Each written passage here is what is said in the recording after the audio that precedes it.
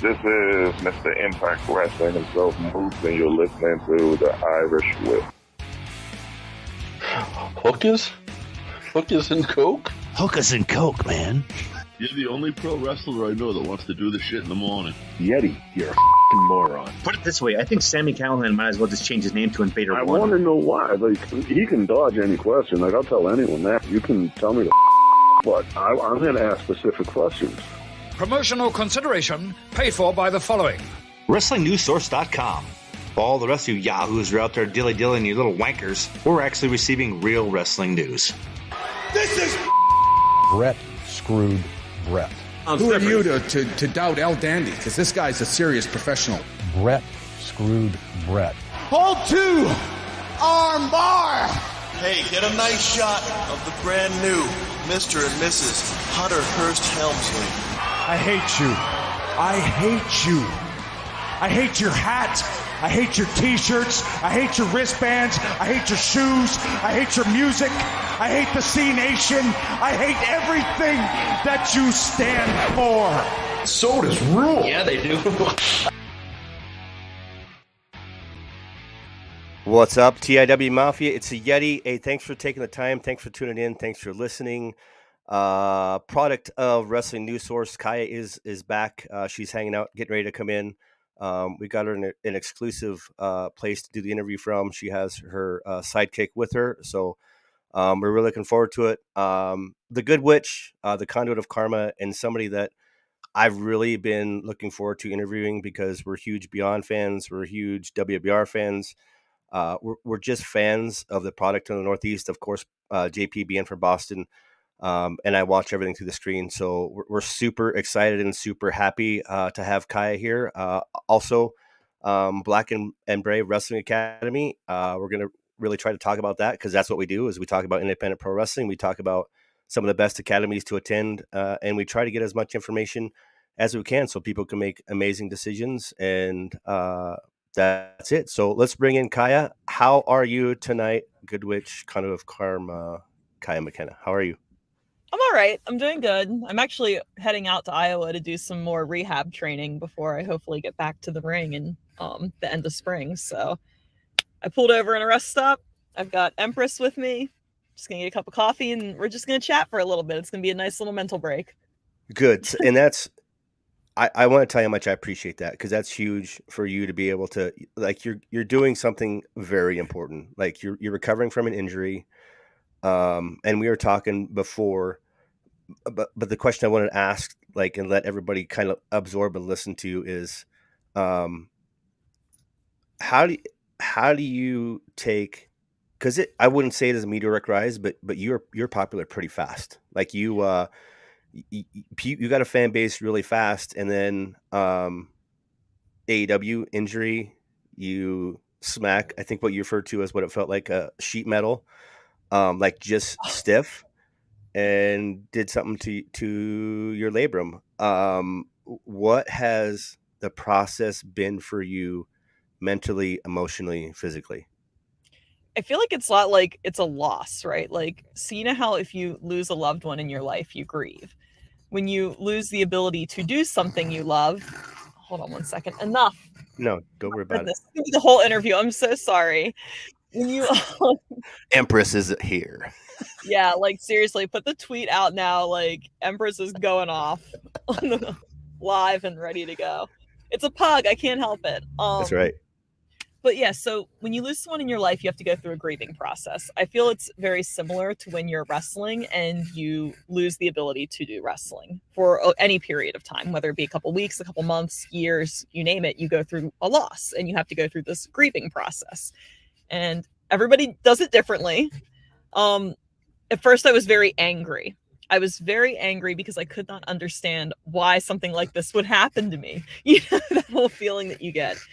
And then I was really upset and disheartened and depressed because I was one of those people that had my surgery, diligently did my physical therapy, did not rush to come back, waited, went to every doctor's appointment, did every little progression, like adjusted my diet, took all the supplements. I did my recovery by the book.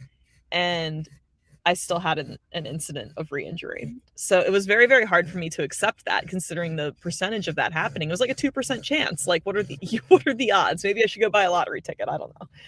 But it was very hard. And I got very, very depressed after that injury in the fall.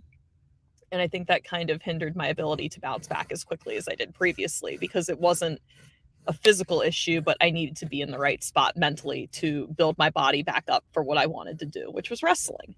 So that's kind of where I've been. And it's been it's been 5 months. It doesn't feel like it. It certainly doesn't. I think it's in part because I have so much support from all of you guys out at the shows and online and everything. But it's been a little bit longer of a process this time, but I think it's more been a mental game for me than a physical game. You always have that what if in the back of your head. Do you I mean, obviously, to be able to do what you do, you've got to have some mental strength and some emotional aptitude. You talked about like depression, like you're right. Grief is messy. Like you're happy, Dude, I you're was so angry, you're sad. sad, you're excited, So sad. Little you're blanket all over. burrito for like a good 6 weeks. I was just not feeling it. It even upset me to watch wrestling at that point, because I devoted a whole year of my life to just doing this comeback that was literally, I got cleared the day before that happened. Like, that was my date of medical clearance. And then the next day I was immediately re-injured, and I was just like, like, how? So it was very hard. It was very hard, but What do you because we're really huge on mental health. Like we're really big on it. We think it's something that isn't talked about enough. And a lot of individuals that struggle with mental health are huge pro wrestling fans because it's an outlet. It's a creative outlet. And not only just podcasts, but people that do digital stuff like you with the stuff that you do with Mothra and Scapegoat. Like that, to me, that's an outlet. What was your outlet during that time?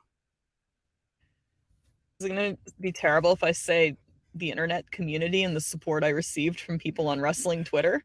I mean, when you're going through this rehab process and you're not out at the shows physically to be around the people who support you in person, like people who would like my tweets or check on me or interact with me or follow my recovery story, really helped pull me out of that rut and helped keep me going. Because it's very interesting. One thing I've learned in being out of action for almost a year and a half now is wrestlers forget sometimes. Like, we forget each other because we're all so focused on trying to get ourselves to the next thing, the next place, the next whatever.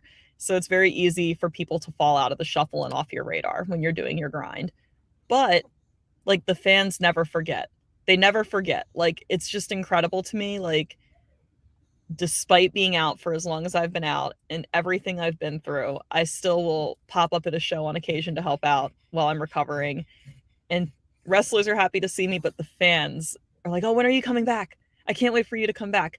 Can you take a picture so we can put it on Twitter? Like, oh my God, I miss watching you wrestle so much. And I'm so happy to see you and see that you're doing well.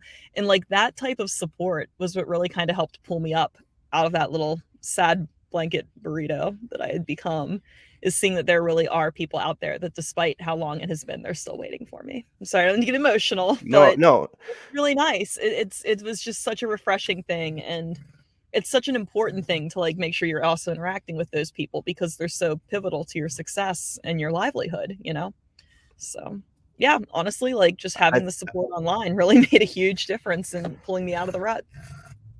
Well, I think we, hey, Joe Bruin, what's up, my friend? He's up there in the Northeast. It's good that you're emotional, because I think that proves that you're healing. And when you're an injury like this it could destroy somebody mentally. I really feel like there's two ways you can go. You can either like get really negative because you were there, you're like, I'm healed, I'm ready to go, and the next day, like, it's like, you might as well just punch me in the gut, put me down, I'm done. Like, I did everything that I possibly could. You asked, I did it. I changed my diet, and then I get this. So I firmly believe things happen for a reason, and with you being where you're at training, you're heading to Iowa now, like at Black and Brave, I really feel like those are that's family. And when you It is When you definitely get there, yeah, when you get there, I think the work that you've done mentally, emotionally, physically, I think it just builds and it builds and it builds and it shows your true character. It really does. And people like you make it, and the other people that quit, quit. you can't be a quitter. I'm many things in life. There are many, many things, many words you could use to describe me and my personality, but quitting and quitter is not one of them. I'm definitely not a quitter.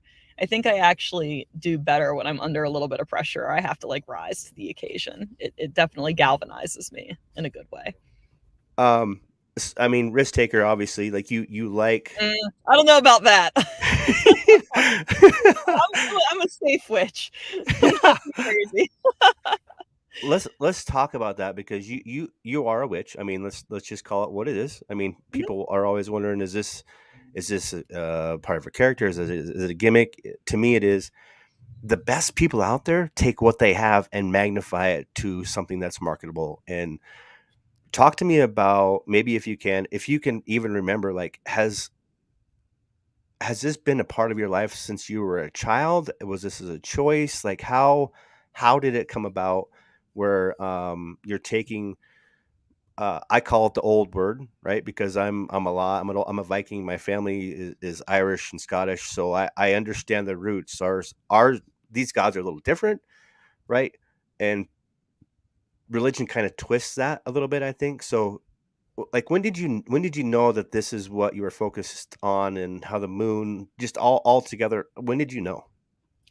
Well, I was really fortunate because I was born into a family of witches. Like my aunt's a high priestess, like my grandmother is a witch. I was always raised around it, so it was always a part of my upbringing. There are people in my family who are conventionally religious, and that's also fine. I think that everybody kind of is drawn to what they're drawn to, and they follow that path that brings them happiness, right? But this is what brings me happiness: is I enjoy being a witch and I enjoy the practice of it.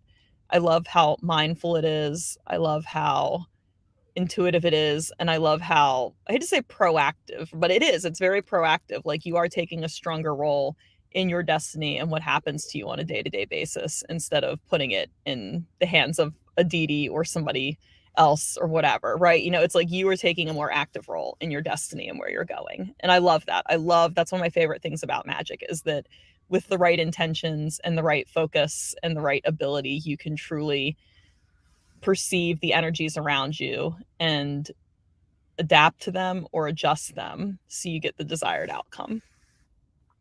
Right. And I was brought up in non-denominational, but as I get older, I really wanted to understand what religion was. And I read the Bible, I read the Quran.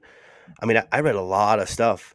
And once I did the 23andMe, like, then I felt like that piece of what was in me, I could find it again. Like, I understood more of, like, not really my purpose, but like, okay, I get it. Like, those are my roots. Those are my genes. It's inherently here. So I need to at least identify with it and try to work with it. So to me, it's awesome, because you're taking what you are and magnifying that. So there's nothing, when you're talking or engaging, there's nothing, you don't have to play anything. You're just Kaia. No, it's really easy. It's like people are like, oh, cut a promo. Oh, okay. I can definitely just talk about some witch stuff. Oh, hey, what's up, Rob? I think some people struggle with that because they're acting or they're playing a role. But whenever the personality you're projecting is from a piece of who you truly are as a person, it's much, much easier to be natural in your delivery, right? So I think that that's a key. I mean, you don't have to, it's like, take it and turn it up. I'm sure we've all heard that in wrestling a million times. Like, find this little piece of you that you really want to amplify and turn it up to 11. But there's some truth in that, because it's genuine and it feels real. It doesn't feel contrived or scripted or, disingenuine, right? It's right. It's the real deal. So I'm very fortunate that I know who I am as a person outside of wrestling. I know who I want to be within wrestling, and it's very easy for me to come up with how I want that person and character to be portrayed. Like, I know who Kaia McKenna is and how I want people to perceive her and what I want them to take away from her. What's up, Kurt? Part of the process, like, what made you decide Black and Brave? Like, did you go through a list? Did you try? How did that? What was the decision that made you go Black and Brave? It did a lot because there's a lot of wrestling training available these days, especially to someone like me who's based on the East Coast. But there were a couple of factors that played into my decision. First, I just wanted to go to the best possible school I could possibly go to. And at the time, I was like, man, you mean to tell me I can go learn from the WWE Universal Champion? Like, that's nuts. That's where I'm going. You know, that would be like going to learn wrestling from Hulk Hogan in his heyday when he was champion, right? Like, what a crazy, when you really think about it like that, that's crazy opportunity. Why wouldn't you take that? So that was obviously the overarching thing is I was like, well, if I'm going to do this, I'm going to learn from the best there is. But another factor that really played into it, because there are good wrestling schools on the East Coast, is I was living in Washington, D.C. at the time. And to commute up to New York or New Jersey or Pennsylvania, where most of the schools are, I would be constantly combating traffic, paying astronomical tolls, putting wear and tear on my vehicle, all while at the time I was working 3 jobs. I was a bartender, a painting instructor, and a dog sitter. So that was a little nuts. And like, there was no school with like a set, like, you will come here and we will teach you wrestling and then you will be good to go in X number of weeks or X number of months out where I was living. It was all like as you go type programming. So I couldn't even put a time frame to it. And I was like, okay, I don't want to sit in traffic. I don't want to pay a bunch of tolls. And I just want to get this shit done and wrestle, you know, like for lack of a better term.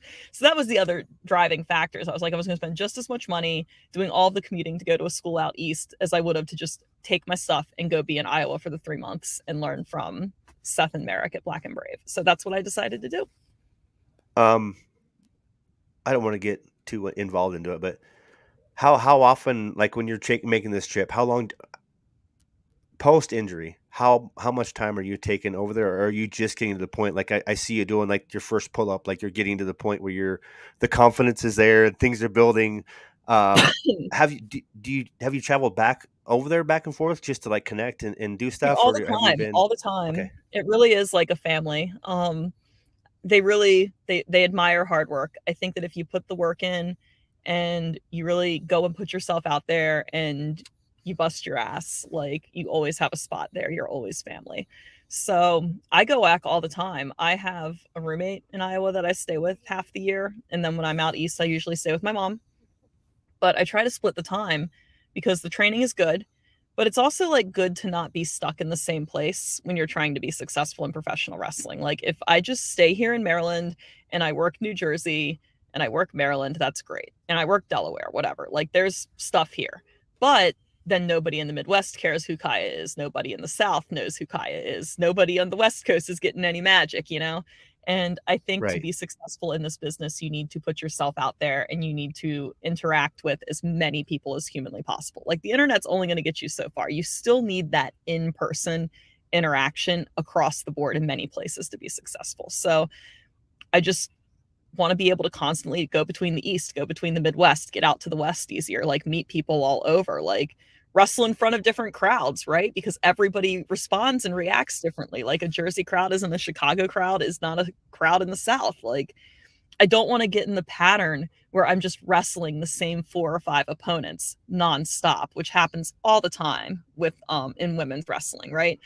I remember my first year, I was like, I just want to wrestle as many different women as possible, like from different schools, different backgrounds, different, you know, walks of life, like different ages, different wrestling styles. I just wanted to get as much experience under my belt with different people. So that's part of the reason why I go back and forth and why I've always pushed to go new places and wrestle new people.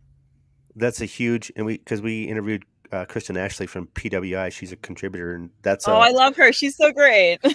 yeah. And I didn't understand the criteria, so that was what we asked her, was what some of the criteria is for like the PWI top 150 for women, and it really is like it's matches and it's who you're against. Really, and intergender matches don't count, that's hard, especially if you're on the independents, because if nobody's there, like you're gonna wrestle. But it made sense to me. But now that I understand the criteria, that's huge that you're going out and trying to get in front of these different crowds, because it, like you said, it doesn't even, it counts for stuff like that, but it also counts for the fans because they get to experience you for the first time. And I say this all the time, but I live in Montana. Like I don't get pro wrestling out here. Like once every 3 years, like WWE was I here in think I know Billings. one Like, place that runs in Idaho, and that's it. As far as like, well, there's people in North Dakota too, but these are again like opposite. They're not central; they're opposite sides of a very large state. So yeah, there's not a whole hell of a lot out that way, right? I have nothing to.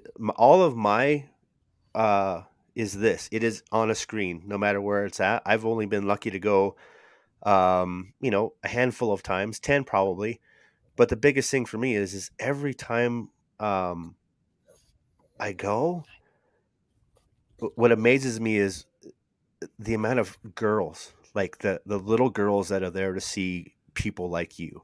So when you go to these shows, are you seeing more and more and more little girls? And what are they saying to you? Don't worry about Empress, because we can't hear her at all. So whatever she's doing, like, we can't hear her. So, and even if we do, she ruled the whole show. It's hilarious, so it's fine. She's a literal gremlin. But yeah, like, I love that. Like, I don't care if other wrestlers like what I do. I don't care. I don't care if, like, it doesn't matter to me. Like, I'm not in wrestling to impress other people in wrestling, right? I'm in wrestling to enjoy myself and have fun, and also, like, just like, if kids like what I'm doing, like, that's such a huge check in the box, man. Like, I just remember how cool I thought wrestling was. And I still think wrestling is cool, but like how cool I thought it was when I was a kid, and how larger than life these characters felt, and how excited I would get to go to an independent show or like go to a house show and like just have my peeking over the little guardrails, just watching and like just being in awe of these people and these performers, and like in the women that I used to see growing up, like Trish and Lita, and like just thinking they were the coolest. And it's like, man, if little kids think I'm cool, I'm doing something right, man. Because kids are also the toughest critics, right? Like, kids will just tell you. So straight. I'm a preschool teacher, so I know I hear it every day. I hear it like, you got a booger, like there's sleep, like your breath smells. Like I hear it all the time. So they are your worst critic and your biggest fan, I think. Yeah. So to see like kids, and especially like younger girls, becoming wrestling fans and feeling safe in the space of wrestling, and having female performers like myself to look up to, like, I love that aspect of it. To me, that is like the chef's kiss, right? Like, that's so cool to inspire other girls that they can be like strong and beautiful and powerful. Like, I love that. That's so great. I get so excited about that. That's what you're about the empowerment. You're about the patriarchal system in a lot of ways. It's huge. Like, and it's, Kristen had it last week too. No matter where you go, TV wise, if you watch anything that's on television, 25% of it's going to be a female match. And we always go back and forth about, well, why doesn't WWE have intergender matches? And my contention is the reason they don't is because China did that, and there isn't another China, and I don't think they want to tarnish what she's already done. Is it easier for you to? I'm not trying to. How is it easier for you to be? No, I don't want to say feminist, but be able to empower those young girls. And typically, the way I see it, like, they're usually there with their dad. Like, their dad's bringing the little girl because they want to see them emulate somebody like you that wants to stand their ground, knows who they are, is proud of who they are, and isn't really worried about what other people think. Do you see fans like that more often now, like dads with their little girls, or is it just families altogether? I think that it depends on what particular wrestling show you are attending and where. One of the things that I think is really great about WWE is if you attend a WWE show, there are men, women, kids, older people, families, groups of girls, groups of dudes, like people from like LGBTQIA community, all different races, all different ethnicities. Like, it is the melting pot of wrestling at their shows. You do see fans from all walks of life there. And I think that's really cool that they have that kind of reach. And I think that every wrestling space should aspire to reach that many different people, right? Like, and just bring everyone in on all the fun. So I love that about it. But because of that, I don't think there is a typical, like, a dad bringing a girl to a wrestling show. Like, my mom took all of us to our wrestling shows when I was a kid. I used to watch wrestling with my grandma while she would sew. Like, it's always been like women introduced me to wrestling. interestingly enough. So I don't think that it's always like one way. Like, I think people are introduced to the product in so many different ways, right? And I just love that it's not one way, and that people find wrestling in the craziest ways, whether it be your family introduces you, your friends drag you to a show, and then you end up liking it, pops up on TV one day, and you're like, wait a second, this is pretty cool. Like, you know, if you're a kid and somebody trades you an action figure. I mean, there's a million different ways people get into wrestling in the million different avenues, but I love that people like are putting their younger girls in front of strong women, and those women can be like I say idols, right? But like they're inspirational to those girls in a good way. Here's me going to be completely honest, because I saw this the other day and you just mentioned it. So this is it's a generational thing, because I'm an old man, like I'm 47.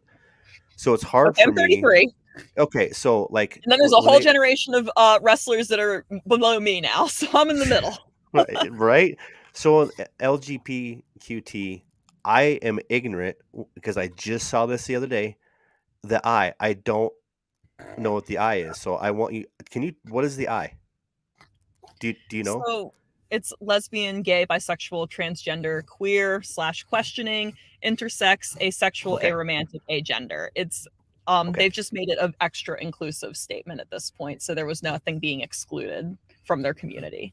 So it covers all aspects. And it's newer. It's hard, and even when I do interviews, because I call it cultural bias. I have been raised with a cultural bias because of where I live and who my parents were and who their parents were. So I mess up sometimes. So I'm glad that you corrected that for me today. I learned something. I mean, I think there needs to be a willingness to learn and a willingness to educate as well. So as long as both of those things are happening, everybody will get brought up to speed. I truly believe that. We all just need to help each other out. Absolutely. And your karma is killer. Like your karma is killer. And I'm always a positive guy. And I think that's when I see you working, or when I've seen you do other interviews or any of that, it's always, always, always positive.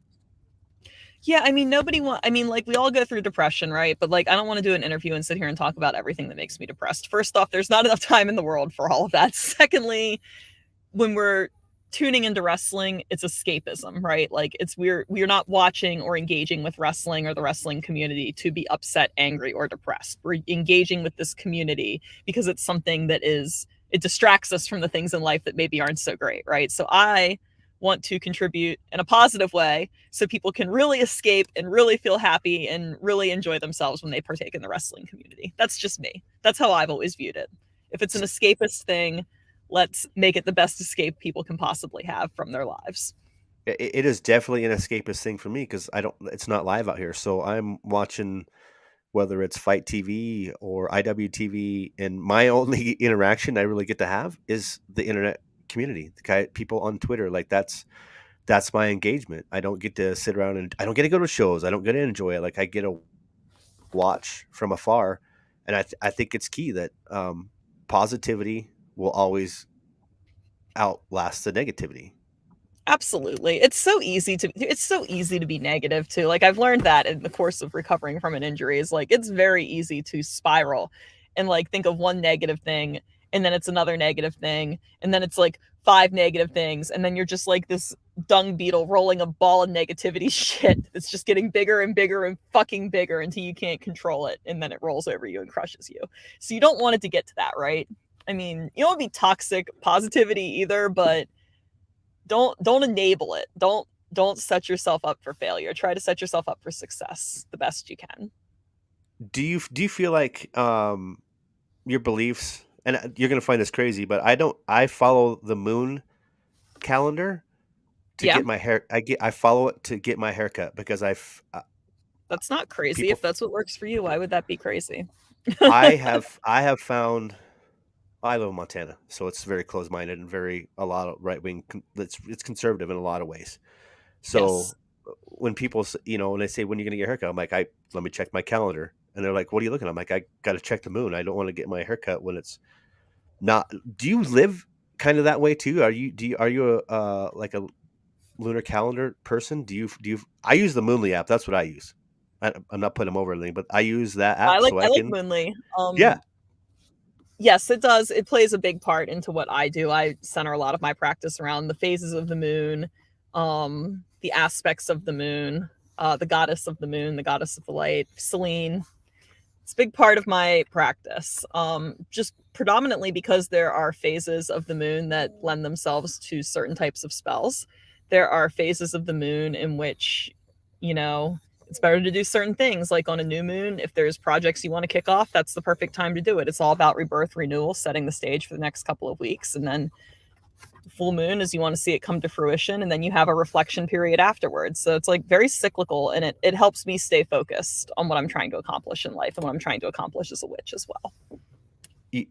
To me, it seems like you stay in the moment a lot. You're in the moment. I try to be very present.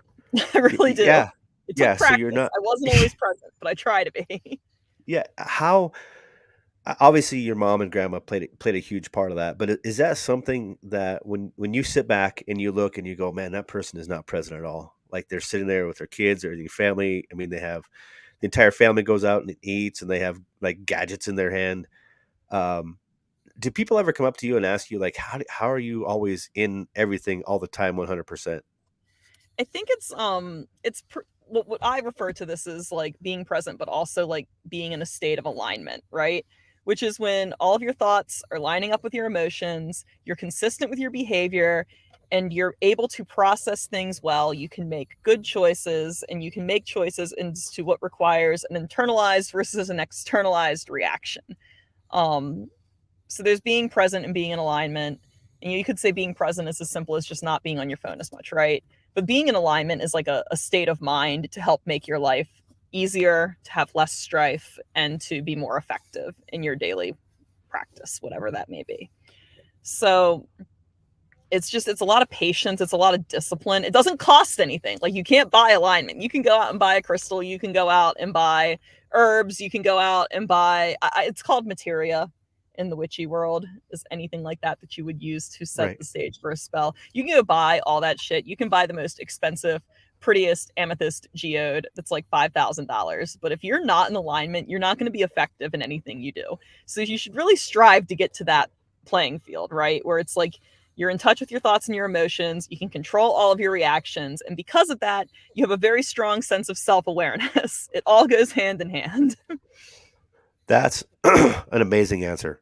Like I put a lot of thought into it. Well, no, I think it means something, especially as you continue to grow and as you continue to like just progress in your in the profession of professional wrestling. I think it's valid because I have never, and I'm going through my head and I'm just thinking I've never been able to really see somebody that is as dynamic as you are with your belief system be able to translate that into the ring. I can't, and if I'm wrong, somebody will correct me. Pure magic, right? Hashtag pure magic. Yeah, like Ring of Honor pure magic champion. Yeah, one day. Okay, that would be great. Yeah, that's just it. And I think the reason it works is because it's so natural. It is so natural. Like back to the Black and Brave. Like, did they ask you like, what's your stick? What's your gimmick? Like, what's your thing? Or what was a response for like, hey, this is what I want to do? Like, they're not trying to change you or anything. They're just you're able to go with it and do whatever you want with it, right?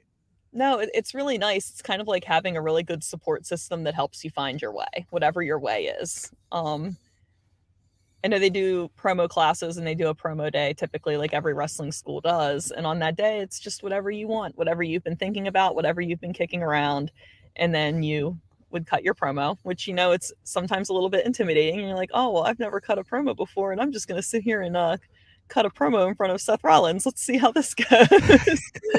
But no, like both Seth and Merrick are very kind and very constructive with their feedback. And if you are passionate and you feel strongly, they will help you get where you need to be. I remember I was like, I'm going to be a witch. I'm going to cut a promo like a witch. We're going to see how it goes. And I tried to do it very conventionally and it was okay. And then it was like, well, why don't you just do it like a witch would? And I was like, all right. So then I cut the promo like I was casting a spell and it was like, cool. And it was different and it worked. And I was like, oh, wait, there's something here. And it's a part of me. So it's like going to be super easy to just make this grow. And that's kind of how I got there, was on that day. I was like, I realized I found my little niche in wrestling. Yeah, because you're you. You're not having to make anything up. That's you, and I think that's what's so cool about your marketing. Can you I talk don't a want to wear. little? I don't want to be like I'm wearing a costume and I'm a witch either. Like to me, it's like anybody can go out to Party City and buy a gimmick and put it on and have a costume and be a character, right? Like you could be a firefighter, a cop. You could go buy a witch costume. Jesus, there's plenty of them. I wanted it to be a representation of like this real life witch that practices. That's not like the spooky witch, the scary witch, or like the super like. I wanted to just be very relatable to us in a sense, you know, like I'm just like this person that is just really super good at channeling her energy and using it to kick ass. Like that's the premise at the end of the day is I feed off of that. I'm the conduit of karma. How much time do you think you put into? Are you like your promos now? Like since you've been down, you've done. Are you practicing? Like are you putting stuff together? Are you trying things? Yeah, because a lot of it is just speaking from a witchy perspective. I seem to do better if I have like talking points. And I mean, I don't know if I'm giving advice here. If you struggle with your promos, this is certainly advice to you. But There you go. one of the things that I have found to be helpful is I think of the things in wrestling that we are often asked to cut promos on, whether it be matches you're getting ready to have, loss coming back from a loss, coming off a win, you know, arguing an injustice, like whatever, right? The typical scenarios, putting over a show you're going to be at. These are what most of our promos are cut on for the most part. And I try to figure out like, okay, so if someone asks me to cut a promo on a loss that I took, how would a witch speak to that? And then I draft out some ideas and then I have that in the back of my head. And then it's like kind of like being able to pick and pull, you know, like, I don't know. Do you feel like you're your worst critic It's sometimes? like a promo set, just like a move set, right? Like you have a move set that's effective. You have a promo set. You're like, this is how the witch feels about wins, how she feels about losses, how she feels about upcoming matches, how she feels about injustices. You know, like it's like a character study almost. I don't necessarily think wrestling so much as having a gimmick, but wrestling is a giant novel and you're a character in the novel. And like, how would your character react? How would your character look? What would they wear out on a date? What would they wear for an interview? What would they wear when they wrestle? Like how it's like a character study. And I think the more you can think about what you do in wrestling as a character study, the more effective you'll be as a performer. Anthony Green, like well, it's embedded into my Oh, head. he's the best. He's yeah. Fellow So pug owner. yes. So Easter egg. Every episode we've done, Anthony Green has been mentioned or been on there one way or another because when we first started doing this when he was 14 years old, like he was a fan and he's grown and Aw, that's I've no awesome. yeah, it's I wouldn't say it's like being a dad, but it's like being one of the proudest, biggest fans I can think of. Just he's one of the nicest dudes in the world. And Great. the way he explained it to me, it finally made sense. He's like, I have to be the actor, the producer, the director, costume design, like Oh my all of God. those, all of that, and I have to go out there. And sometimes it'll be somebody I have never worked with before, and we have to do this entire thing and tell a story. And I think that's like your craft and craft, like both of them, I think comes across just genuine all in all. Mhm. And I feel like when there's a true love for professional wrestling, which I believe very strongly that Anthony Green has, can't. Oh my gosh. Empress wants in on Anthony Green. This is the clip. This is what you're gonna and he'll appreciate it because he has a pug. I think that when can I please finish my thought? Thank you. Oh my This goodness. is awesome.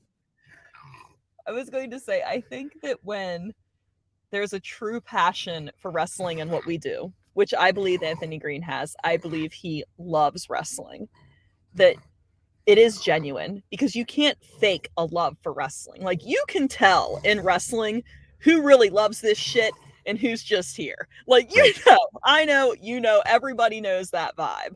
And I think that when you are so passionate and you feel so strongly about being a part of the wrestling community, you just carry yourself different in the best way possible. Right.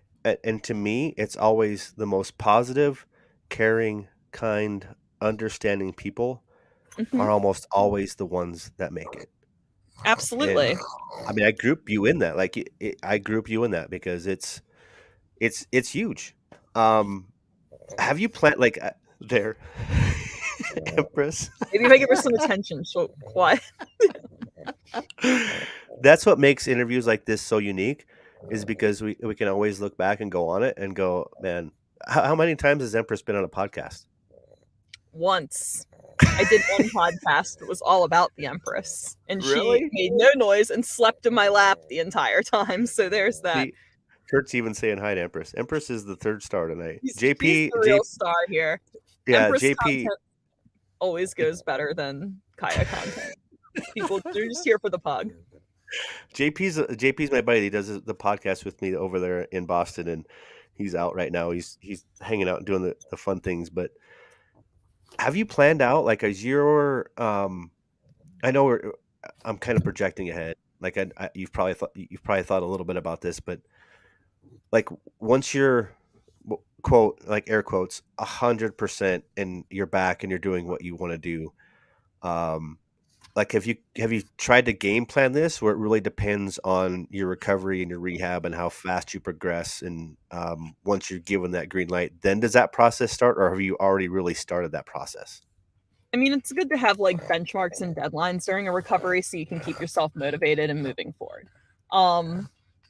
I am shooting, like I said, for the end of the spring, and as I get closer to that, I will probably then open up my bookings so I can start filling in some dates for some places that I really would like to be.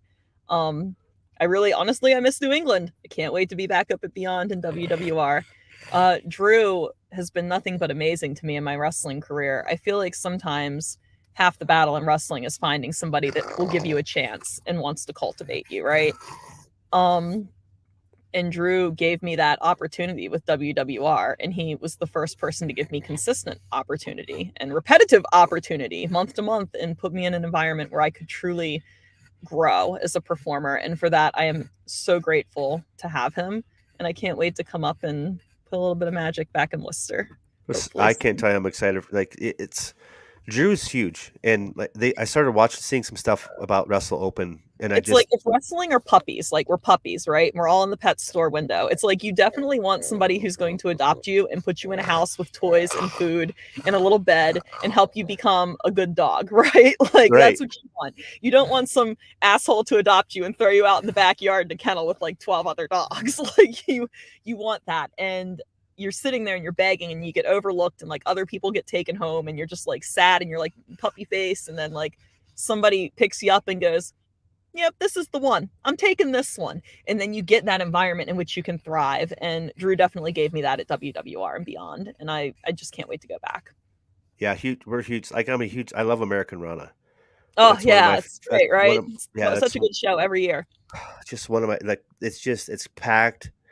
The crowd's hot, like it's loud. The energy there is indescribable. You could do that in front of 30,000 fans, but it still wouldn't feel as intimate as just the American Rana. And I messaged Drew, and Drew, you can sponsor pro wrestlers, you can sponsor whatever. I mean, that's huge. That's something that's new. And what he wanted to make sure is, he's like, hey, any money that any podcast, any person, individual, business, whatever, wants to invest, and Beyond has 3.5 million YouTube subscribers, so do that math. It's wild. It's crazy. I don't think people realize that when they talk like wrestling and reach. Like that's nuts in the best way. Like I think that's so great, and I'm so happy for them, but that's an insane reach. It is. It's like an engaged reach too. It's not just like bullshit. It's like people actually watching it, which is like makes it even crazier. It's 100%. And the biggest point he made is like when an individual sponsors a match or a wrestler in that match, whatever that sponsorship costs, all of that goes to the wrestler. Like he does. He's just, and that to me, that speaks volumes to Beyond and like that's why we push and we love people that are there, and it makes me excited that you're excited to go back there. Dude, I'm so excited. I'm so ready too. I love that crowd. I just miss the fans up there so much. They were so kind to me as I went through my growing pains, and I always feel so loved when I wrestle there, and I just can't wait to be back. And like all the girls, there's so much good talent up there. Like you always have good matches and good matchups. Like it's just such a special thing that he's cultivated, especially with Wrestling Open now, is like so cool. Like they're out drawing like other major indies every week, and that's insane. And like you never hear about that. Like I'll open up Twitter and like nobody's ever giving them credit. And but I've seen it, and I'm just like, this is amazing. Like it's so special, and I'm so happy that worked out in the best possible way. To me, the only because West Coast, like you're talking about, only comparison for that out here is Defy. Yeah, Defy's really cooking. They're cooking lately. Yeah, I'm. Maybe I should message Matt real quick and just say, "Hey, the Good Witch is looking to land out in West," and see what he says. Well, if he's in LA, tell him I'll say hi at Mania. I don't know. I am going to go this year. Oh, I'm sure. Are you going down to the Collective? Or are you going down for Mania weekend? I don't know what I'm going to do when I go down yet. I'm going to kind of just keep my options open and try to get out all over and like meet people. Maybe try to meet some people I haven't met before, if that makes sense, because I go to the same places all the time now, and I always talk about wrestling all the same people. Like meeting all the same people is the same thing. So like my big goal this year is to just meet some new people and hopefully meet some people out west, because I haven't gone out west a lot. Like that's one of my reasons for going. Like I think it's a great opportunity to meet a lot of people from the west that you wouldn't get to meet otherwise. So I'm excited for that. Before COVID happened, we were going to go to Mania, but we had Airbnb set up. I think there was 7 or 8 bedrooms, and there was about 8 of us podcasts that were each going to have a bedroom, and it was just going to be a place for people to come and hang out that we knew and had kind of gone through the business, and that went out. But I think that's something we're looking at doing. Like when you are there other people that you're going? You obviously no real plans. Are there? How do you? Yeah, do you know people down there? No, I don't know anybody down there. We're just winging it. It's going to be great. That's the way I think. I don't really know anybody in LA. Like I said, I that's why I want to go, is because like I've never been to that territory. I say territory, brother. I ain't even been to that territory, brother. But I've not been. So I really want to go put myself out there and meet some people out there, so that way when I'm cleared, I can get out to the West Coast, because I've wrestled in the South and I've wrestled like, in the Midwest and like the north part of the Midwest, and I've done New England and like the Tri-Cities and the DMV, like never done the West. So it's like, let's check it off the box. Let's go somewhere I've never been before. I think it's a good gauge for you as a performer too. Like if you get used to wrestling in front of the same people all the time, of course they're going to like you. Like no one's going to hate you. Like they like you. They're used to seeing you, like whatever. But when you go introduce yourself to a new crowd who's not familiar with your work, it's a true test of character. Is to like, is it working? Do people get you? Do they actually like you? Can you get over? Like, I love challenging myself in that way. I love crowds that I've not actually been in front of. Have you? You got to be uncomfortable sometimes. It's good. I think you talked about that. That's the edge, right? You're pushing yourself up against that uncomfortableness to challenge yourself and be willing to fail and learn from it and grow from it and maybe not do it next time. And the fact that you want to come out west is that's huge. Because a lot of people don't. A lot of people don't want to come out west. They just don't, because it's like it's a flight and they may miss some bookings out there, but it's huge to come out here. East. I will say you're very spoiled in the East, because they're, especially God, if you live in like Philly or like Jersey, oh my God, like you could literally work every weekend, not do a drive longer than 2 hours. Like you're spoiled, but you got to get out of your comfort zone. You got to go places that are not 2 hours away. You got to go places that are 20 hours away. You got to go places that are 40 hours away. You got to go places that are 6 hours away. Like you just have to push. You have to keep pushing, and you can't stop, because as you push, there are people who are not going to want to push with you. And then your car gets empty, and then it's just you and your dog pushing, like people drop off. People that you started out with aren't there. They get married, they get girlfriends or boyfriends, they have kids, they stop wrestling because they're not interested, they get hurt and they retire, or they're content working where they work. And as you start getting opportunity further up the ladder or at good places, it starts to become more about just you, because all those people drop off. Not to be like sad or depressing or anything, but it's like that's what I think makes the difference, is when you are still willing to push and do that 7-hour drive by yourself to get where you need to be. And yeah, that's when the game changes a little bit, I think you bring up a solid point, because I was educated again. Like ride-alongs are really no longer a thing, and I think you just hit the nail on the head, where it's the people that have the drive and the want it are making the drive, and those people just aren't getting in your car because they don't want it. or their Yeah, lives have changed. it's One of the very two. demanding. It's very demanding of your time, of your money, of your resources. I think that there are a lot of people that get to a point where they're just very complacent, or people who have an injury like I had, and they say, you know what? But I'm not like that. I see myself being successful in this business. I think I have a lot of potential. And I think that if I work really, really hard and I put my mind to it and I put myself out there, I will be successful. I truly believe that. I think that that's like that winner's mindset that you've got to have, you know? How I got two more questions. I want to Mhm. get you back on the road because Okay. again, thank you so much for taking the Yeah, time. of course. If somebody wanted to pursue professional wrestling and they're like, I want to go to Black and Brave, like what does somebody have to do to one apply, and what is the process for them? They have an application on their website. As far as their reviewing for exception, I have no idea how that goes, but you would apply through the website. If you are accepted, I think it's crazy. It's like a 2-year wait now to go there. Like when I applied, it was like 9 months, but 2 years. So you got a lot of time before you go if you decide to go there. My advice to you would be, especially because the bar is very, very high there and they have a very high standard for their students. If you are gifted with time before you go, get in shape. Go to the gym and get in shape. Wrestling is very, very physically demanding, and you don't want to show up out of shape and not get the most out of it you can because you weren't physically prepared, especially if you have the gift of time, right? If you're waiting, please like do yourself a favor and like get yourself where you need to be so you can actually maximize your opportunity when you get it. I would also say if you do decide to go there and you do have to wait to go to class, there's independent wrestling like there's never been before.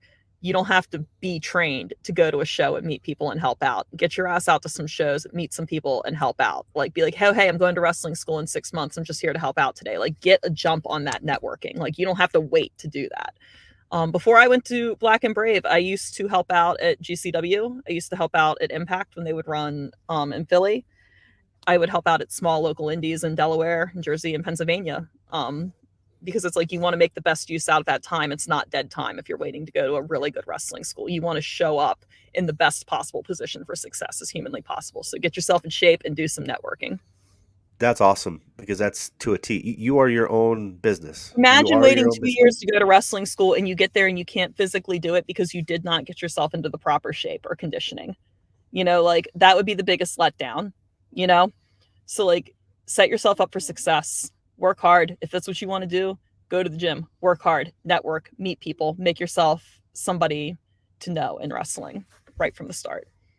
The networking is huge. It's huge. Yeah. And if you can make those acquaintances and show up and just say, hey, don't pay me. I just want to learn how to put the ring together because I'm going to school here in like 9 months. Yeah. I want to learn how to put the ring together. I want to learn how to tear it down. Don't pay me. If you pay me, that's fine. Just let me work for you. Let me just meet people, have conversations. Like it's such an underrated skill, the ability to connect with humans, whether it be connecting with people through networking and wrestling or connecting with fans through the internet. Literally, we all have a cell phone. You have no excuse. Like building those real warm body human connections will pay off across the board, whether it be like having good connection with your fans, having good connection with your fellow wrestlers, connecting with promoters, like building those relationships and cultivating those relationships will pay off for you tenfold. So last question, and I usually say this for last. So when in Philly, do you eat a Philly cheesesteak? I do. Where do you go? John's Roast Pork. Yes. That's the right answer. There's sometimes people say Pat's, people say Tom's, like they're, it's all over the place, but that's John's Roast Pork. Okay. And it's right down by the ECW arena. See? Okay. Yeah. There you go. So WrestleMania is in Philadelphia next year. You got to go to John's Roast Pork. I'm not from Philly, so I don't know how much weight my opinion has, but I live like 2 hours south of Philly, so maybe it's weighted because it's weighted because we ask people, and it's on the list. It's on there, so it's up there. Said that? Oh yeah, there's been several actually. They've also mentioned the ECW arena. That's the reason why is because it's right there. So you're in good company. I mean, what company am I in here? Now I'm really curious. I'll have to go back and look. Like I actually have a sheet, so I'll have No, to. you have a spreadsheet. Yeah. Like, I Oh have a yeah. spreadsheet for that. Yeah. I This can is make huge. graphs. Yep. That would be great. Yeah. So Just when like people the be like, Excel like default graph too. It's like a meme right there. Where wrestlers feel the best cheesesteak in Philadelphia is, and then it's like the control is like proximity to Philadelphia. Like, yeah, are they from exactly. there or are they from the West? Like, Right, and you got to cut it. You got to take the 10% on the top and 10% on the bottom, and just kind of weed those out so you have real numbers. This is real statistics here. Well, thanks for it is. This thanks is so much. is like the cutting edge information people really want to know in an interview. It is. Nobody cares where I went to wrestling school, but they want to know where I eat my cheesesteaks. Exactly. For this content. Hey, thanks I mean, again. when you're on the road, you eat a lot, right? So it's You like do. we know where to eat. We know the food. That's why we ask, is because it's good food, and a lot of times you have to have alternatives because it's got to be gluten free, or I'm on a specific diet, or But when you're talking cheesesteak, Philly, you gotta know. You gotta go, yeah. Hey, thanks again for taking the time. If there's anything we can do, always shout out. Absolutely. Yeah, if you don't mind, hold on for 1 minute here. I'm gonna get some information, and then but TW Mafia, that's Wrestling News Source. It's a Yeti, Kaia McKenna. Do all you can. It's at KAIAMCK on Twitter. On all platforms. Yep. Buy her merch. That is the handle. Buy her merch. Go see her to show. Yeah. Oh, hey. Buy my merch. Before we go, can you look? Can you see? This gear. You got new gear. The gear. I made it. It is. That's good stuff right there. That is good. Like I was on Twitter. I was scrolling. I'm like, she's in it. Like she's making her gear. You're finding things. Like I just had to show that for the. My grandmother was a quilter, and my mom makes clothes. So I have been sewing since I was a little kid, and it just happens to come in handy for wrestling. TW Mafia, it's Yeti. Thanks for listening.